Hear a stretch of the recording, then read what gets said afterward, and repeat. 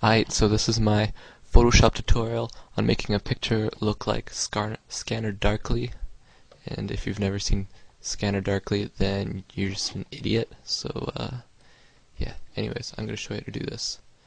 First, make yourself a new layer. I would name it like Outline, just so you know, because there's going to be a lot of layers going.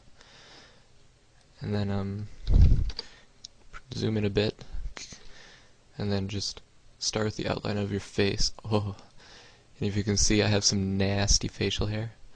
But yeah, don't make it like too thick of line, but don't make it too skinny either. Like, I would say this is about a good size. Now what I've found that like when I'm trying to like making a line like this, it can get pretty like nasty bumpy. So what I do, hold shift and then click, and it'll make a dot, and then just keep holding shift, never let go of shift. And if you click, it'll make a line like that. Click, click, click. And if you do it real slow like that, you can get a way more precise line, you know, so you don't have to like have this nasty wobbly line. And like it might have some jagged corners, but once you zoom out a bit, you can't really see that at all. And like the small little clicks you do, instead of taking one big line, just kind of move a little bit at a time, and it'll look way better. So you're just gonna keep doing this tons, and let me do a flash forward. Alright, so we just kind of flash forward a bit. I did a little bit more on the outlining, instead of bit on the nose, the ear, and the mouth. And there's like a couple things gotta realize, like on the teeth, I used a different size paintbrush. Like around here, I used size 13 pixel. While here I only used 5. Like, so for the finer details, you're gonna have to use different sizes and stuff. And like right here, I left this part open right here on the jawline, kinda, because when you start going, that'll look a bit better. The next thing you want to do is you want to make a new layer. Just call this one Skin. Notice that I put it between outline and background because it's going to go underneath the lines. So first, what you're going to try to do is get a good skin tone. What I do is I kind of go to an orangey color and just go to the top and then move your way out this way, and you'll start to get some nice looking skin tones around here. Pretty much just like play around with it and stuff until you find something that you like, and then just simply start filling it in like that, being sure not to go outside of the lines.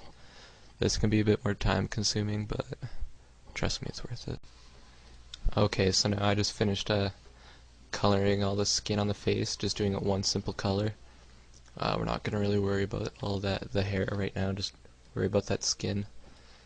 And then what you want to do is take your eyedropper, make sure you have that same skin tone, and just make it a bit darker. Darken it down a bit. Now hide that skin, hide the skin layer, and make a new layer. Call it shading? I don't care, whatever. And I'd put it above skin, between outline and above skin. Okay. And then what you're going to want to do is get one of the brush sizes and have it kind of like the blurred ones, and then just like find the darker spots on your face, just fill them in right there. Like you kind of got to be your own judge of it. Like the more time you take on it, the better it'll look. And no, you don't have to make the nasty facial hair again, because that's gross. And eventually, once you just work on it more, it'll start to look a lot more natural.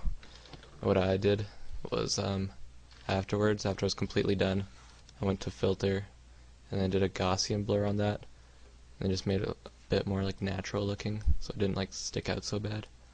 It kind of made it like blend in with the skin a bit better. Okay, so I just did a super flash forward here. This is actually the finished product. What I did was, for the hair, what I did, remember when we did the skin? This is on the same layer as the skin. Okay, stop trying to talk to me, right? Dude, I gotta go to sleep. Yeah, I'm recording. right now. I'll put the video on YouTube for you or something.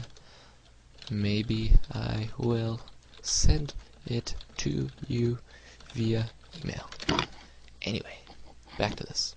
Okay, so yeah, for the hair we just did like this kind of like brown color, and then over top using, yeah, okay, what do you gotta say? Alright.